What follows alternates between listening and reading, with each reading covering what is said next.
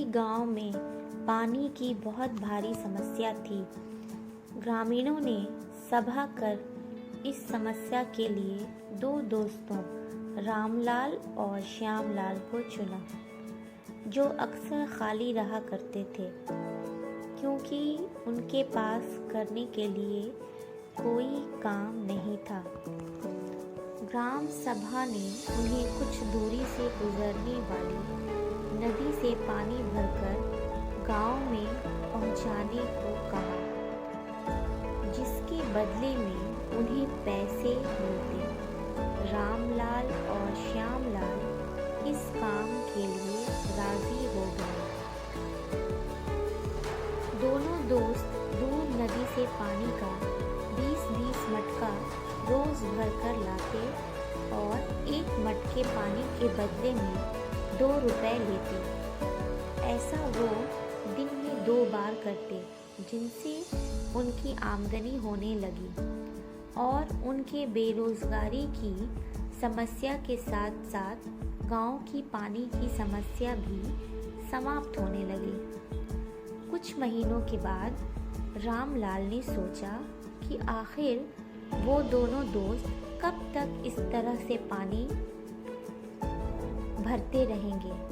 एक दिन रामलाल ने श्यामलाल को कहा, ऐसा कब तक चलता रहेगा?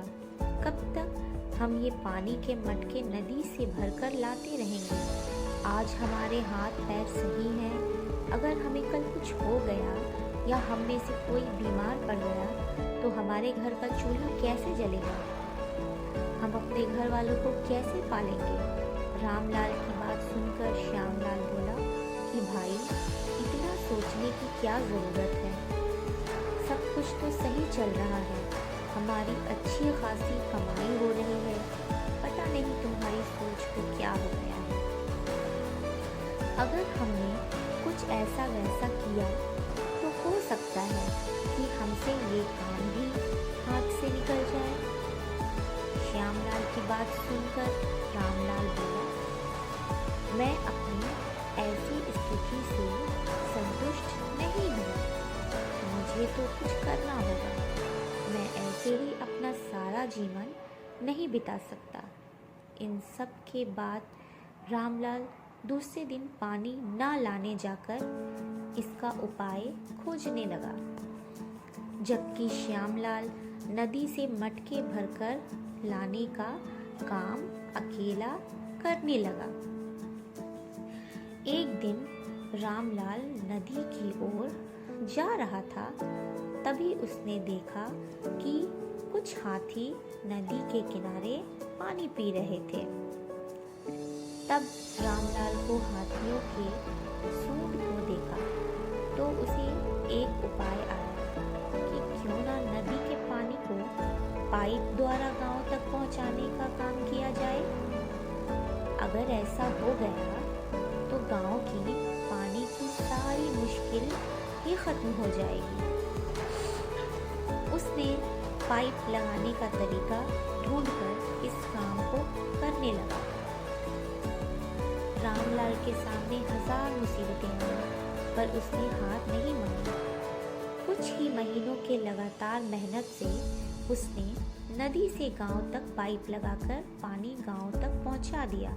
अब वह गांव में ही लोगों को 1 रुपए में 1 मटका पानी देने लगा।